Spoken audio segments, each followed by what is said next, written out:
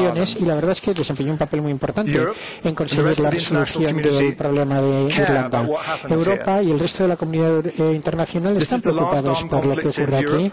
Este es el último conflicto armado de Europa y ya es hora de que acabe. Los líderes que vienen aquí la semana que viene no le van a decir a nadie qué es lo que tienen que hacer. No es su trabajo.